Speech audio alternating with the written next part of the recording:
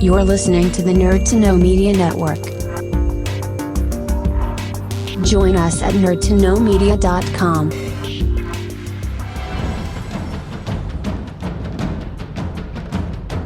Broadcasting from the Blanchardstown Centre, this is Phoenix FM. This is 92.5 Phoenix FM, community radio for Dublin 15.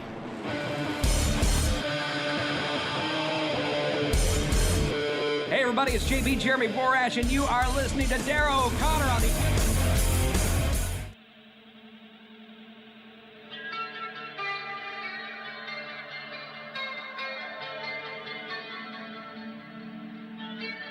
Welcome to the Wrestling Rewind, the only wrestling podcast by fans who don't hate wrestling.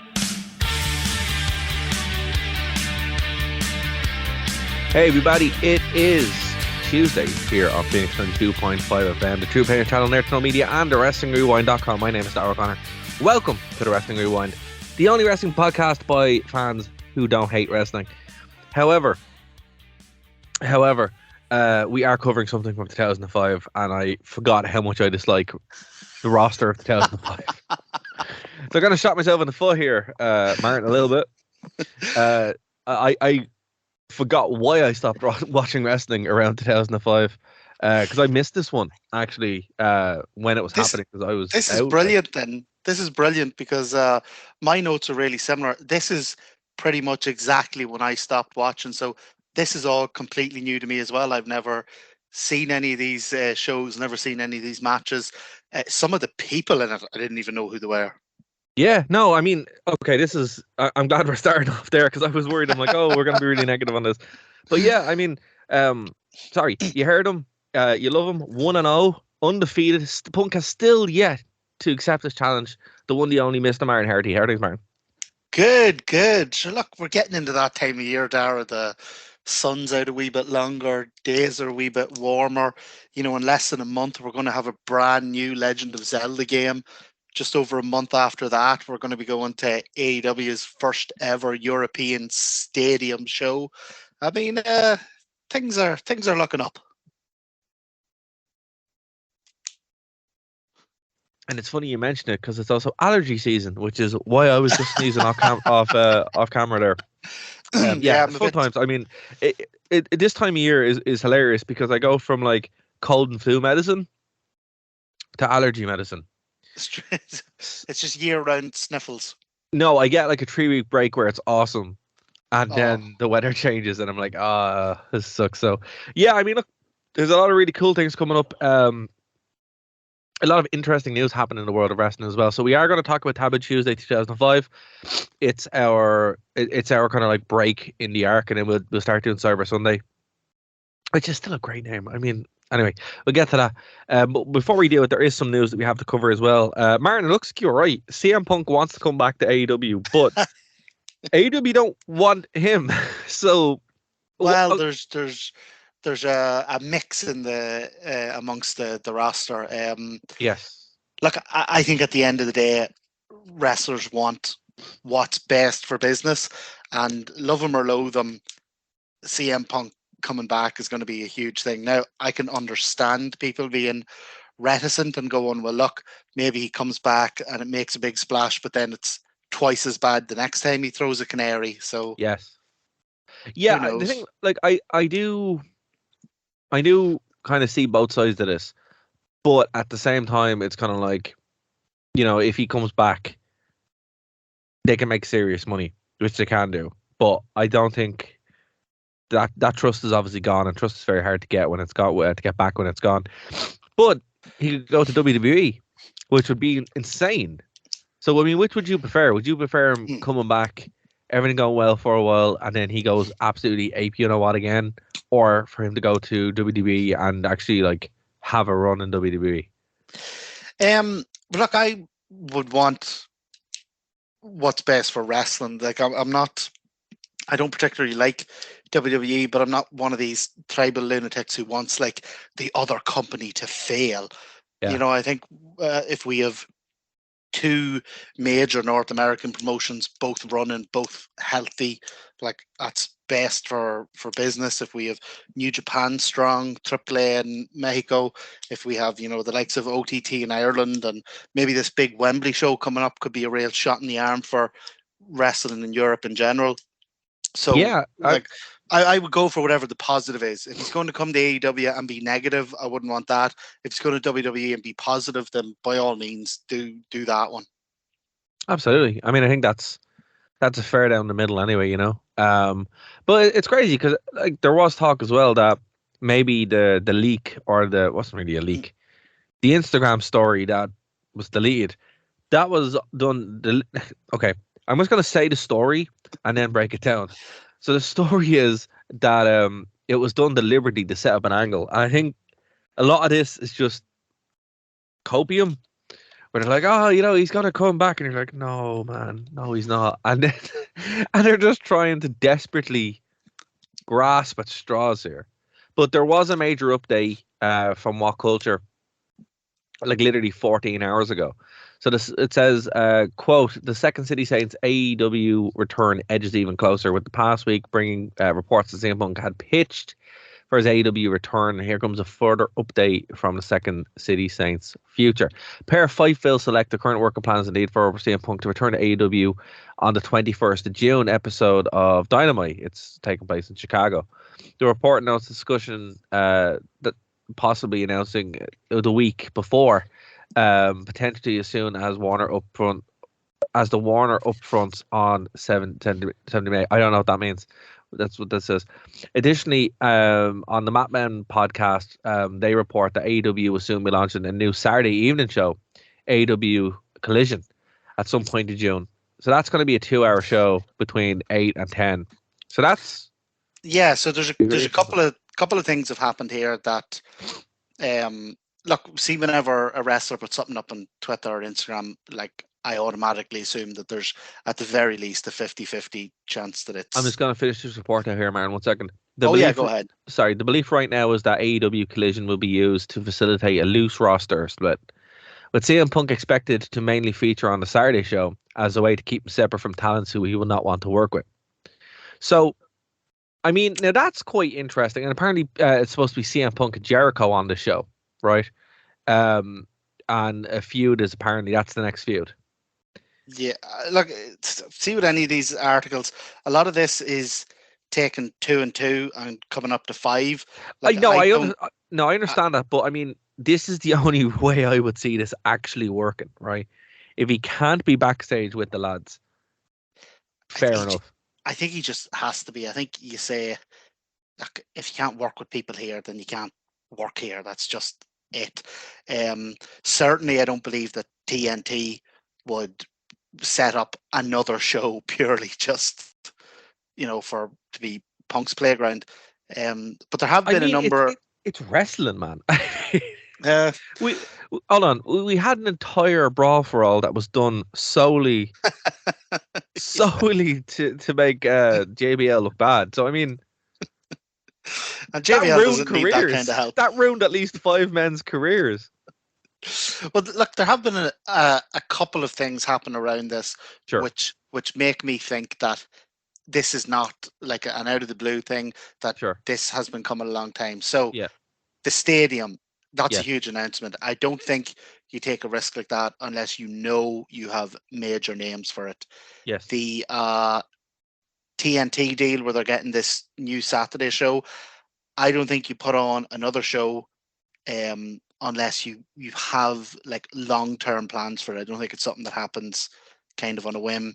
And we've also seen last week FTR announced that they had re-signed with AEW, and actually a separate bit of news, they said that it's a 4-year deal, and that when that deal's up, they're probably done with wrestling entirely. Okay. But it turns out that they had actually signed that deal months ago and just kept it quiet until now when all this stuff's happening. So I think maybe the stuff with Punk was being worked out behind the scenes. Yeah, I mean that makes sense. Long ago. But I mean, end of the day, you can't work in a company where you know, you can't even be in the same building as three of the executive vice presidents. It's just going to be a case of people having to sit around the table, hash it out, and, you know, be adults about it. Like, people in wrestling have been making huge money for decades, and they're not best pals. You know, they hate each other's guts outside the ring. Yeah, but Punk isn't like that. That's true. Punk is much more kind of like, do you know, Dara, I could sit here and give an absolutely flawless, airtight 5-minute argument about why, like, my view on this is correct, and then you could completely shatter it by going, but Punk. Yeah, I mean, that's the thing. What you said is 100% correct. Yeah. And you're right. But Punk could just be like, no. But Punk. That's it. He's like, no. And I mean, that's the problem. You're trying to deal with somebody who, not even allegedly, on record, just will not do it. But so, here, look, if nothing else, doesn't it make it more interesting? Doesn't it add that, like we all, it's a long time since any of us thought what was going on was real, but doesn't the interjection of like a wild card like Punk just give you that 1% of doubt? It does. And I have to say, like, I mean, it's a shame it's not a work, because it'd be the best story ever. It's just, but like, here's the thing, you know, though. Like, it might be. No, I don't see when the post pay-per-view media scrum happened. Oh yes, Brawl Out. Brawl Out, yeah, where Punk burned down the world. I watched that absolutely fascinated. I was looking at that going, oh my God, this is the best heel champion promo ever. This is amazing. Like, he's setting up like 4, 5, 6 different feuds, and like he's outlining his whole championship run in one interview. This is amazing. You know, so I don't know. If it's a shoot that can become a work or part of a work, I don't know. It's just the one thing you can't say is that it doesn't make for really kind of interesting, captivating viewing. And look, if it is a new deal, Tony Khan needs to get a better lawyer and be like, listen, Punk, you can't go on and you can't bury the company on national television anymore. Yeah. Or in any way, ever. So, I mean, yeah, and if I say that you're wrestling this person, like, we talk about it, we figure it out, we'll work it out, but you're wrestling this person. There's no... Creative control needs to be taken away. Look, creative control needs to be taken away from wrestlers, right? Within reason. I mean, Vince McMahon goes completely the other way in the past, and, you know, demonstrably.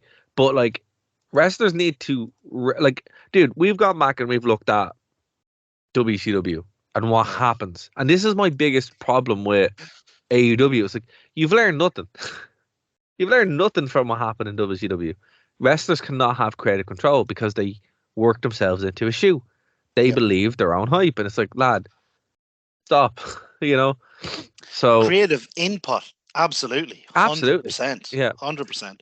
Like, say no to stuff that you fundamentally disagree with or whatever. That's all fine too. But literally saying, I don't want to do it because my ego is going to get hurt. It's like, you're a wrestler. Yeah. None of this is real. You should definitely have the agency and the power to, like, without losing your job, say, I don't want to work this show because I don't feel safe, or I'm injured and I need time off to heal. Okay, do you know what's like, right? You go, sorry for interrupting you, but this came into my head now, right? You go into work tomorrow, right? And your boss asks you to do, you know, serious amount of paperwork on something, just a standard bit of paperwork, right? And you go, no. And they're like, why? What's wrong? I just don't want to. Yeah. What? You can't do that. Like, you have a certain expectation that as an employee, you're going to do it. Although it's kind of funny that we're talking about this, because once we get into Taboo Tuesday, there is a wrestler who did exactly that, and I kind of agree with him on it. So yes, you know, there's out of everything, there's shades and nuances and subtleties. And you know, I'm glad I know exactly what you're talking about, because that is one of my main notes on the show as well. But I mean, with that, there's a difference between that, like, and then Punk just going, no. Do you know what'll be interesting about Punk? Go So on.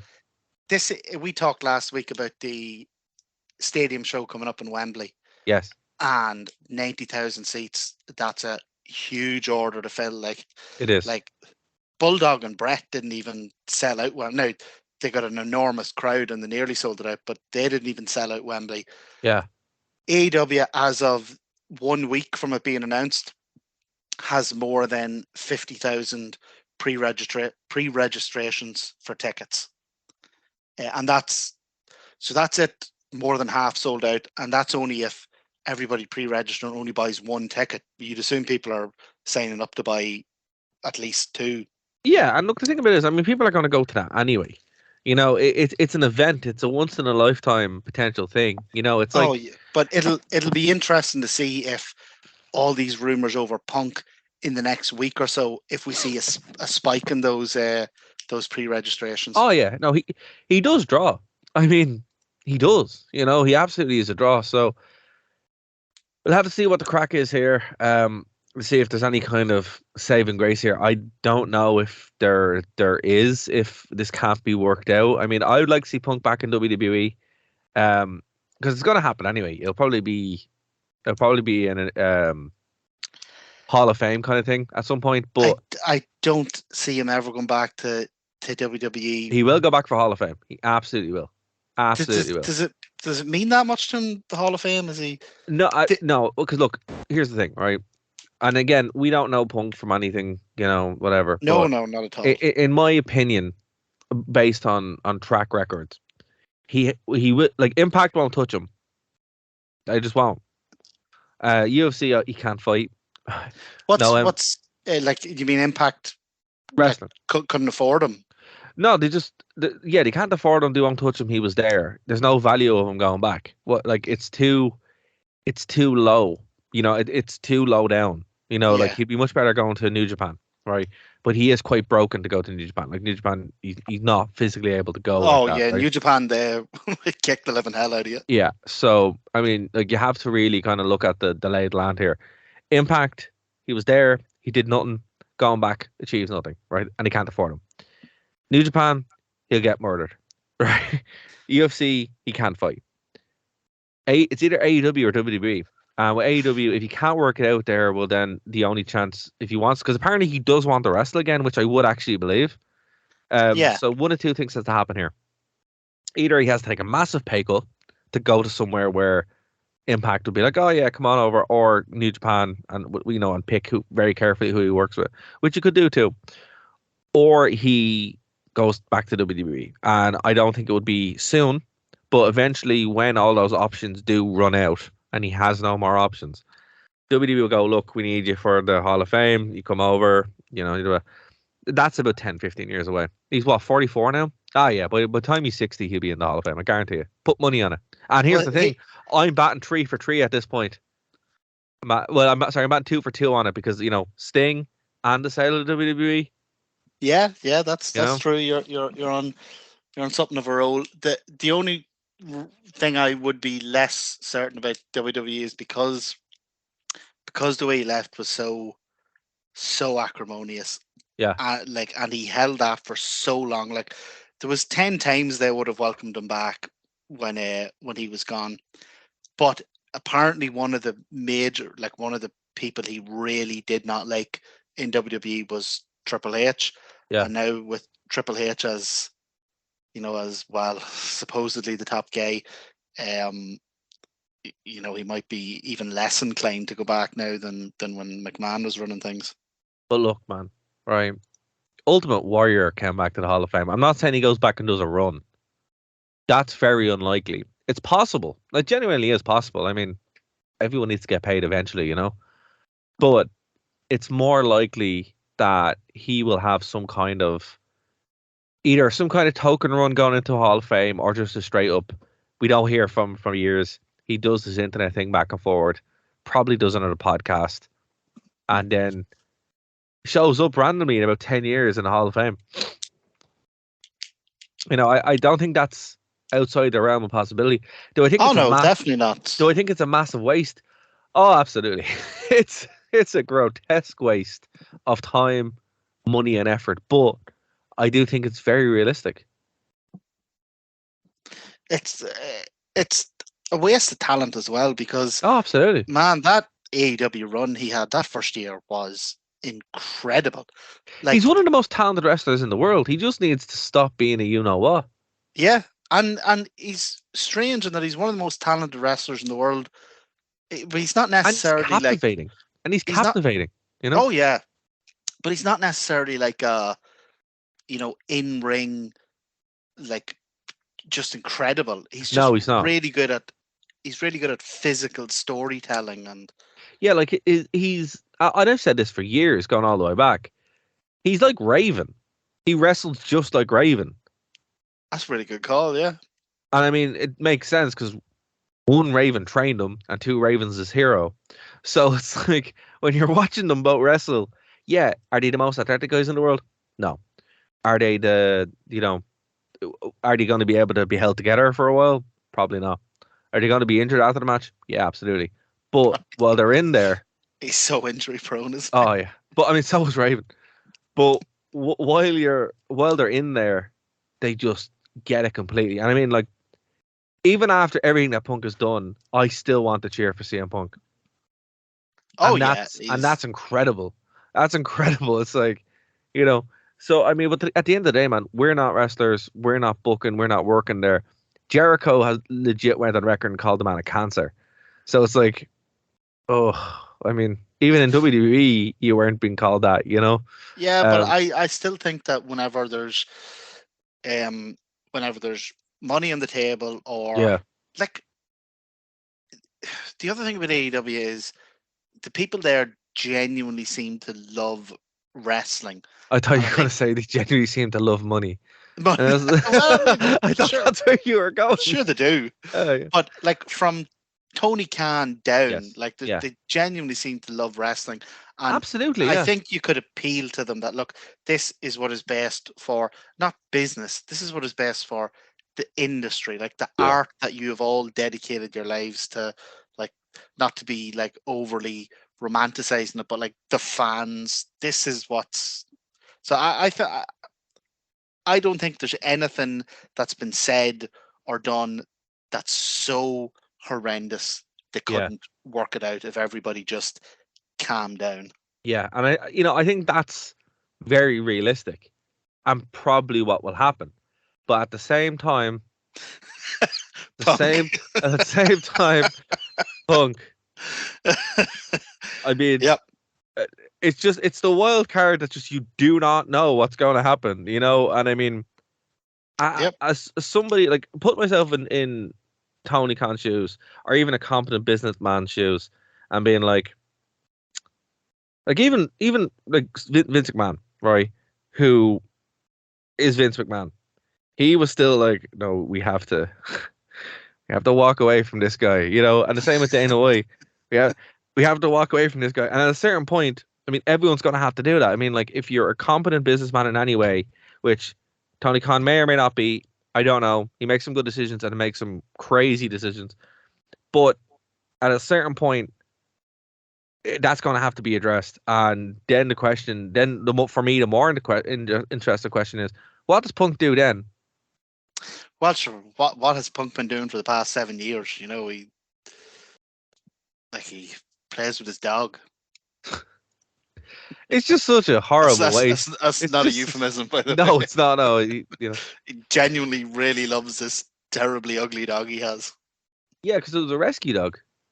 Oh, is that what it is? Yeah, it was a rescue dog. So I mean, it's horrendously ugly. But you know, I mean, see, from all intents and purposes, from people who know him, who I know, he's a really nice guy. I just don't want to. But apparently, when he's wronged, he takes it really badly, and then do you know what? That's it, you know. And that's what happens. And I mean, everywhere you go, with the exception of the UFC, which I mean, it's like, you know, you shouldn't have been there to begin with. Here, do you know what he does? I'm Go on. actually gonna Google this while I'm saying it, just to make sure it hasn't happened already. If he does finish with wrestling, Go on. and you're asking like, what does he do for the next few years? Yeah. He sits down and he writes his book. Yeah, I mean that would be a read. Yeah, there's That would be a no, read. see, he has never, like, the other way sometimes part of your WWE contract is that you, Is a book, yeah. ghostwritten book, whatever. No, there's no book on CM Punk. There's like biographies, but there's no autobiography. So The only thing about it is his here, that's a bestseller there. Like, yeah, but I don't know if you've read his Marvel comic books. They are no, probably some of the worst comics you'll ever read.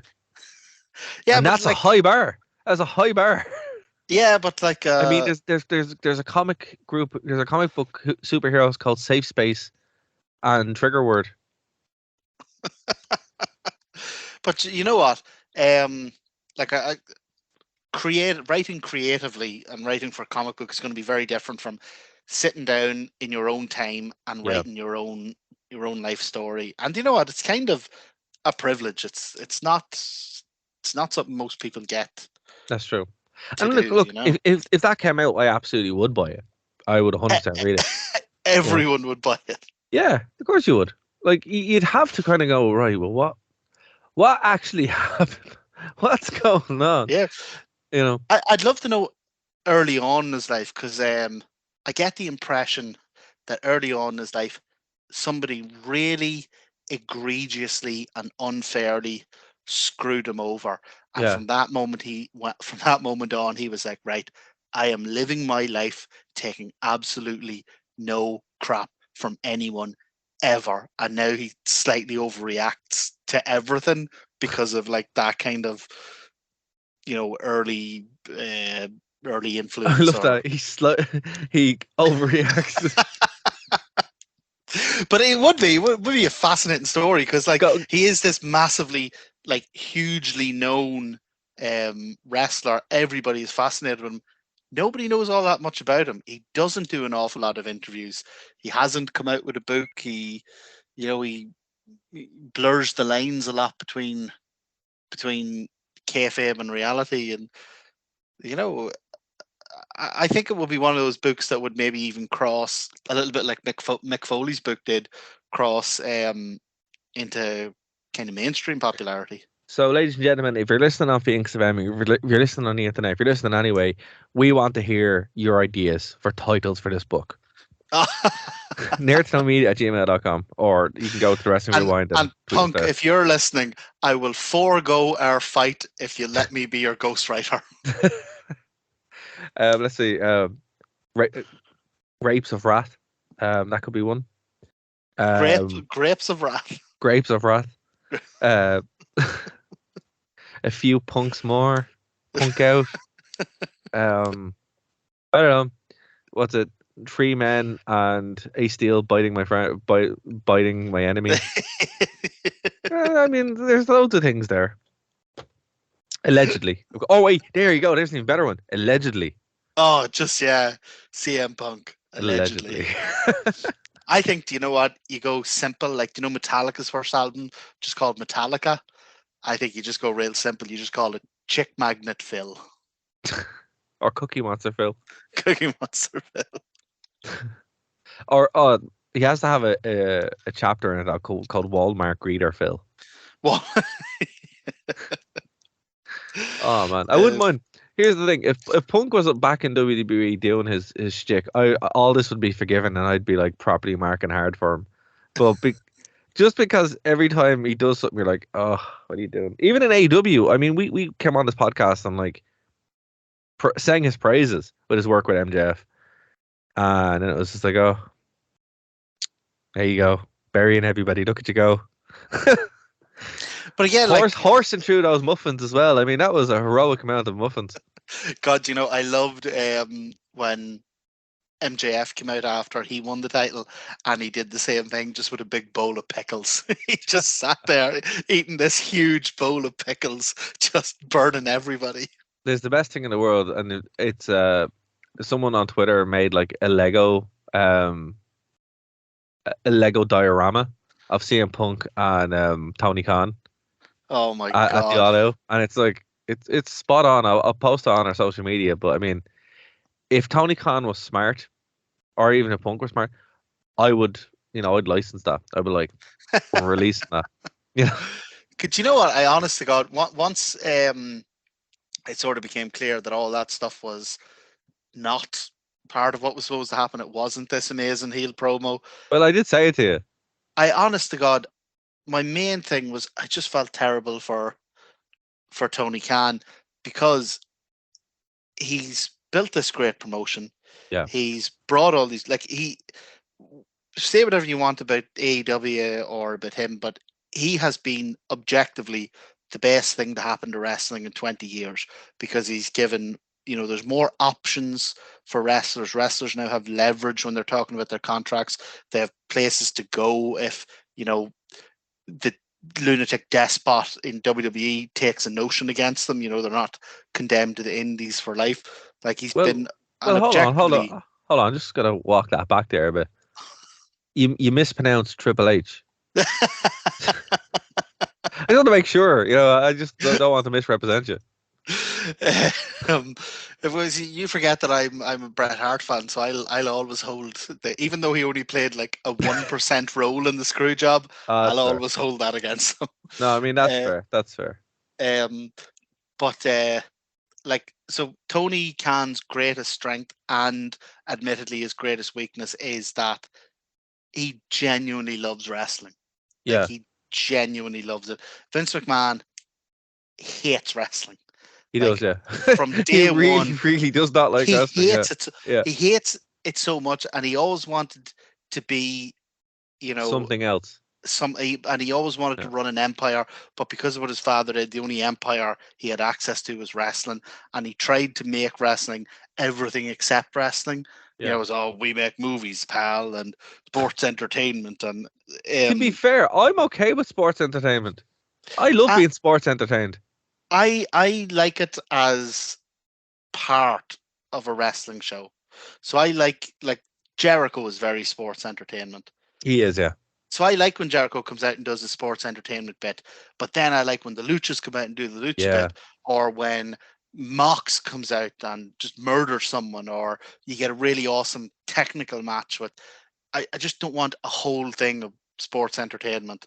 No, that's fair. I mean, I look, variety is all part of it. I think it's important thing to really kind of to draw through. But I think the problem with Tony Khan in that same vein, because as you said, his greatest strength is also his greatest weakness, is that he can't see the forest from the trees at some point. Because I mean, as fans, we really want to see Punk back.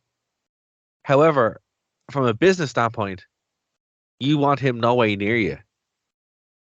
Yeah. And I think that balance is something that is kind of hard to solve for. And that's probably what's going on here. But you know what? It's also going to be the thing that either makes AEW it'll probably never be as big as WWE because wrestling will probably never be as big again. But Tony Khan's genuine love of wrestling will either be the thing that makes AEW a long-term mainstay, maybe not as big as WWE, but a long-term part of the wrestling landscape, or will make it be this brilliant flash of light that burned phenomenally, but burned out quickly. Again, to go to TNA, because I have to. Apparently, it's what I do. But TNA would be the worst thing for it to have its moment and then just keep limping along on life support. That'd be the worst. And that's what kind of happened. It's like I had this amazing 2 or 3 years, and then I had a spectacular fall from grace, and then didn't die. It's like held off in this, just on life support for years, just lingering away. It's just like, come on, just please. You know what it is? Do you ever read the book I Have No Mouth but I Cannot Scream? Oh my God, that is one of the most horrifying things I've ever read. Yeah, and there's a game, and it's just as horrifying. So for anyone that doesn't know, basically a machine comes self-aware, right, and kills all the humans, barring 5 humans, and it makes them basically immortal. And it just tortures them, just for fun, and never lets them actually die. Yeah. Just, oh my God, it's one of the most horrific. Actually, just for anyone who is listening, the book, for some reason, if you try to buy it, even though it's only a short story, it's very rare in print. So if you try to buy it, it's literally like 700 quid to buy the book. Wow. But there is just like loads of free PDFs of it out there. So just if you want to read it, it's only like 11 pages long. Just Google "I have no mouth and I must scream" PDF. But the game is also unbelievable. I think it's on GOG for like $5. But basically, what How happens? is that never? I'm sorry to. It's just I've actually never met anyone. This is mad. I've never met anyone else who's read it. How has that never gotten like an update? I don't know. I just think it's one of those things that like goes underneath the radar, you know. But its appeal is like so good for situations like this, because I mean, the end of that book and game, one of the humans kills the other humans, like to save them, and he ends up being this blob basically with no mouth and he can't scream, and that's how it ends. And that's kind of what Impact is now. God, that is the grimmest assessment. Where it's like it should have died years ago, but it just won't. So it's just there. But you know what, Dara? Go on. More important than any of this, right? People who listen to this show, they now know what X-Pac is saying at the start of his song. Right? And now, because of listening to this show, you've found out that there's an amazing book. You can go out there and get the PDF and read for free. And again. I think we've earned an X-Pac Euro. I'm telling you. So if you're listening now and you're like, you know what?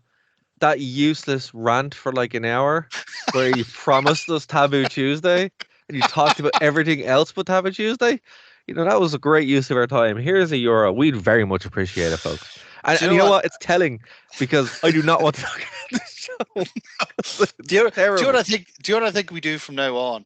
What? I think we pick like an amazing show. Like Right. a show that everyone wants to hear about. And then me and you get on and we just inanely babble about whatever's in our heads until a euro comes through the Patreon, and then we'll We've been doing that. We've been like teasing Royal Rumble 2000 for like a year. All right. WCW shows instead of doing that. WCW shows that were happening while Royal Rumble 2000 was happening.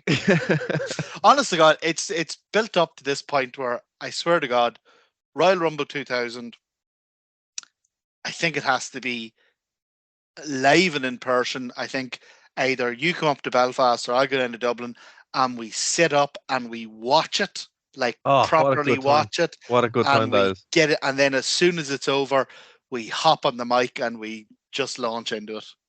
Oh, I think that's a good idea. And your X-Pac Euros can help. Get them X-Pac Euros. Your X-Pac Euros can help fund that trip for one of us. And obviously the copious amount of drinks that will happen too. Whiskey, nachos, none of this stuff is free, None of folks. is free, folks. It's growing trees. It all takes X-Pac Euros. X-Pac Euros. X-Pac Euros are accepted everywhere. It's an international currency. Absolutely.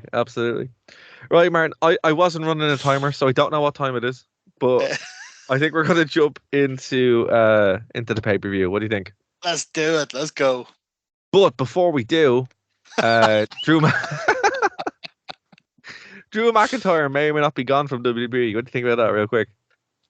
Well, look, wrestlers like block their Twitter accounts all the time. Like, it could be just that, look, I'm a nobody, and sometimes I get sick of just the nonsense that you read on Twitter and the abuse that you get.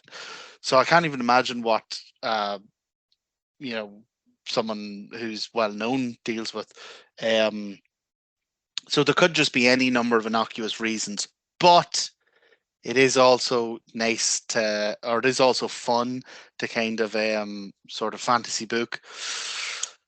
Big AEW stadium show coming to England, like at least England is right next to Scotland.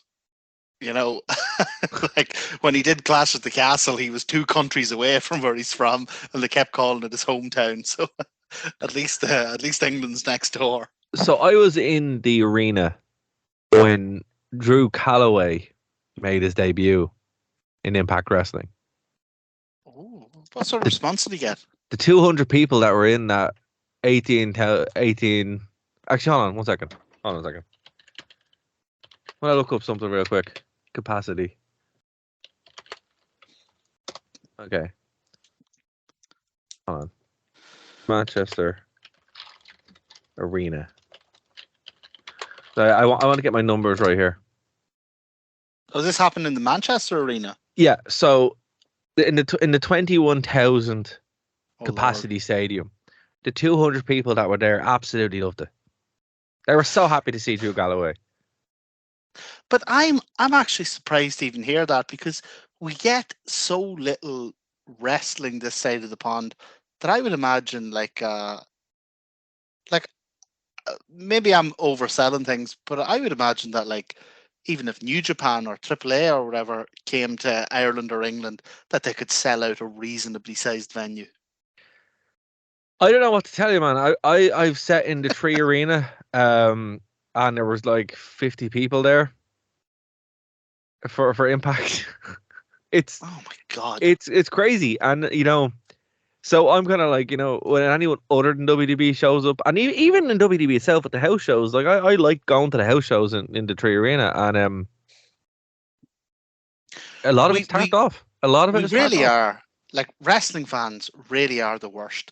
We will give out and moan and whinge about there not being enough alternatives in wrestling not getting enough support, blah blah blah, and Yeah. then when it comes around, we sit in our bloody arses and do nothing about it. Yeah, I mean that's what happens. Like we're genuinely the worst.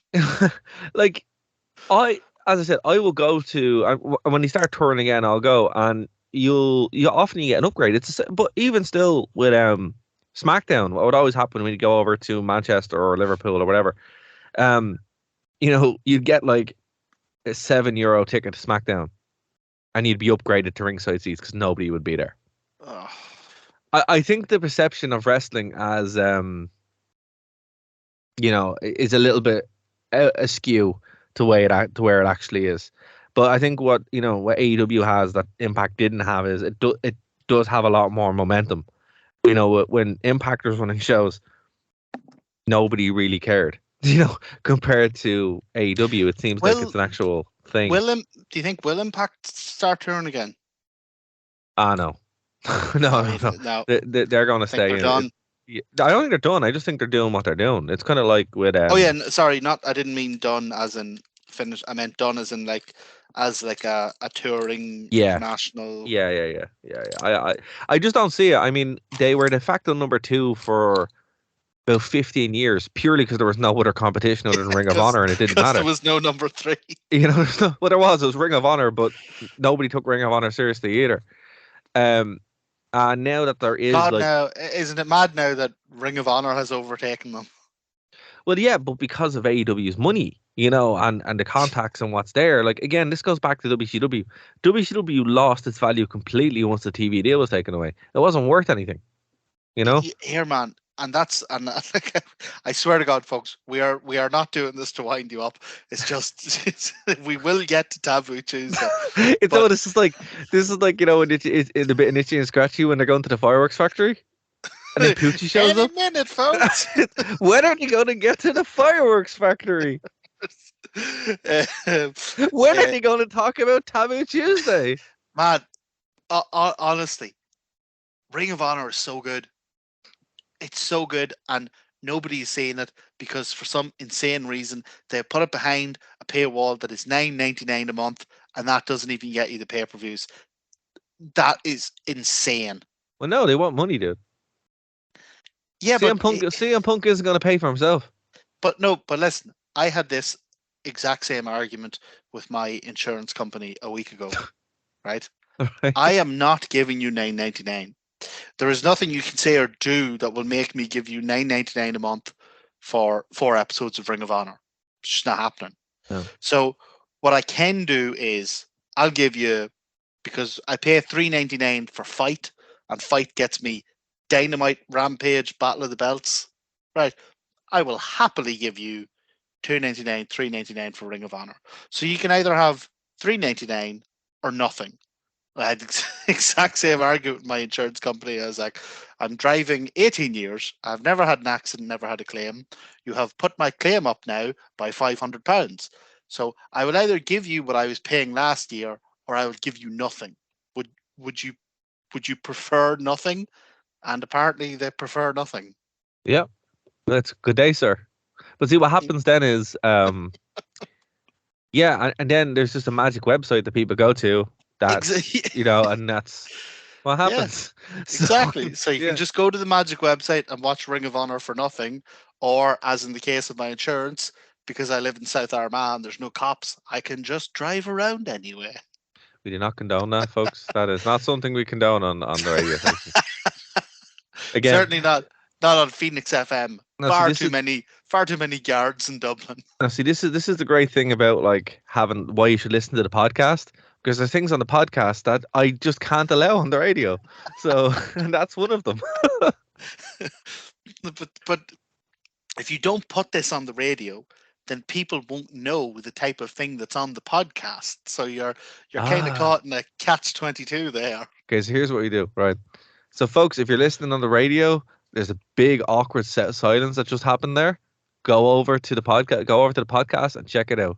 It's a very detailed story of Martin's funny anecdote. Yes. Anecdote.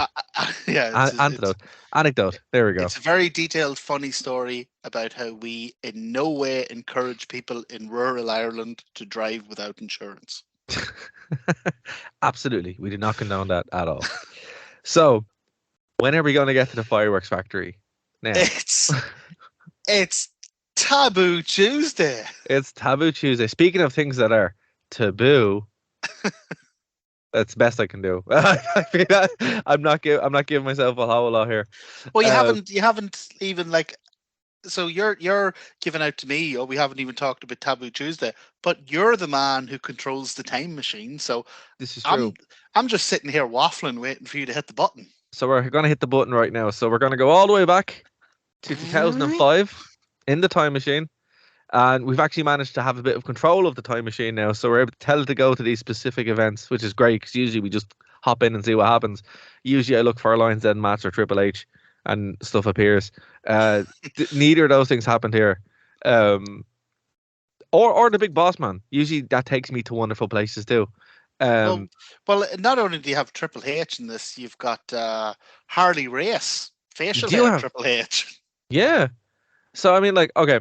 So we're going all the way back to 2005. November 1st. I thought this was like way sooner. I didn't realize this was in November. But last year's one was in November as well. That was just for Survivor Series. I hate Survivor Series. Always have. Except recently when they brought in the...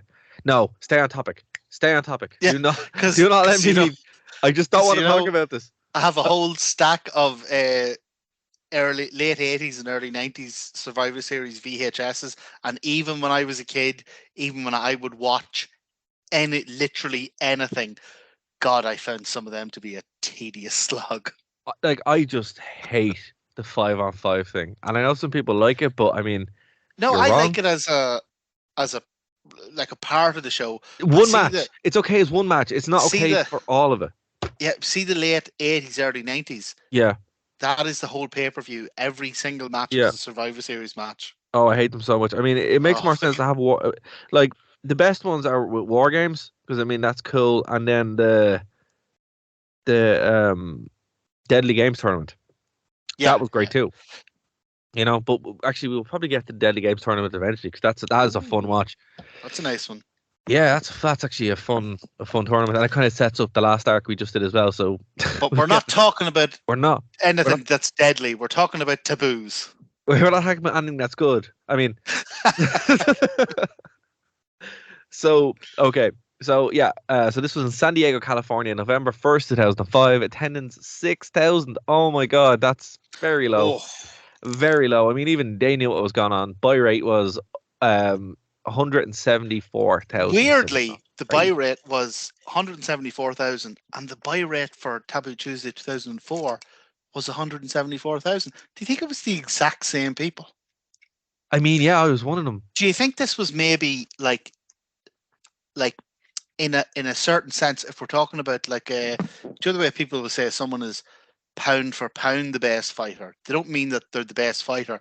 They just mean that, like, in terms of their division and all that, they're the Yeah. best fighter. Yeah. Like, do you think that maybe this was the most successful WWE pay-per-view ever because every single person who bought it in 2004 bought it in 2005?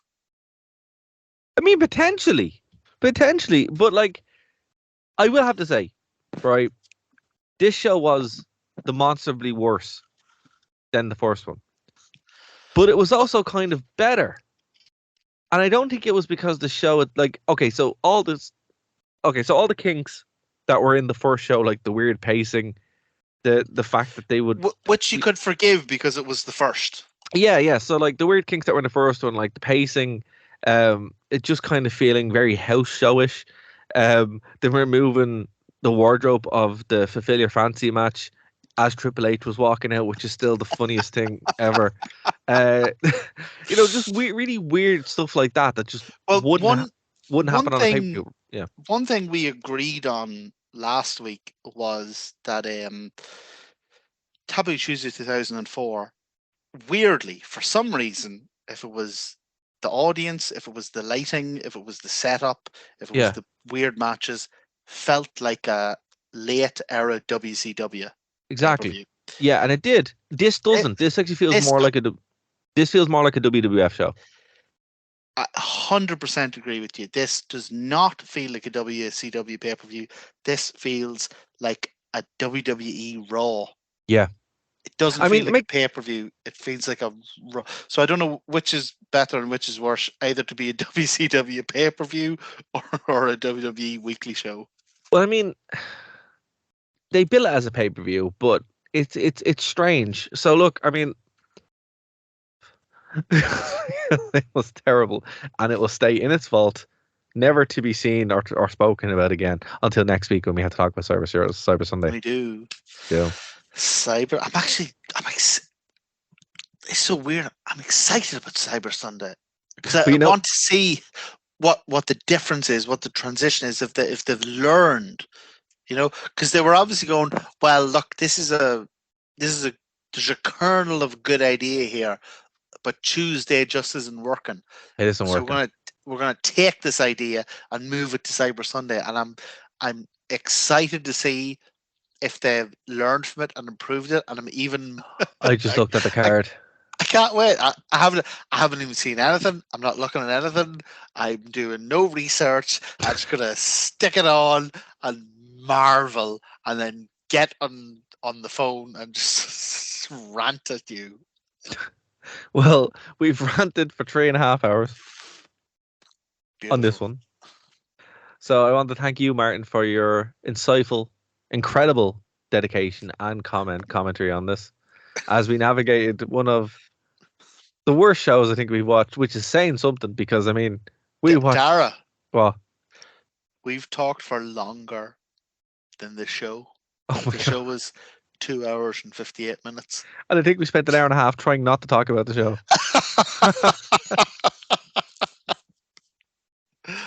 Oh, poor Joey Styles. He got way more than he bargained for.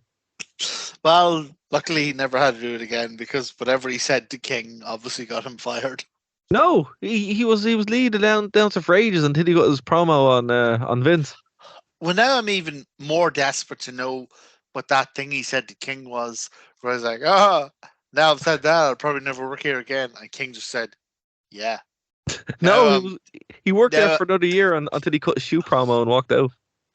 Now I'm desperate to know what that is. God, well, you know what? Maybe when we're done with this Cyber arc, maybe we'll do a Joey Styles arc.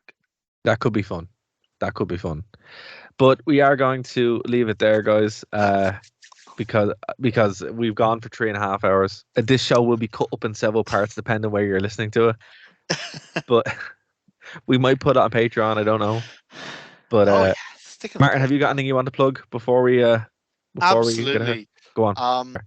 Guys, I want to push the WrestlingRewind.com, the True Penny channel, and anywhere else as well. Your support is great. Please do go over to Patreon, and we will talk to you next week here, where we look at Cyber Sunday, 2006. God help us. Bye, guys. Keep on it.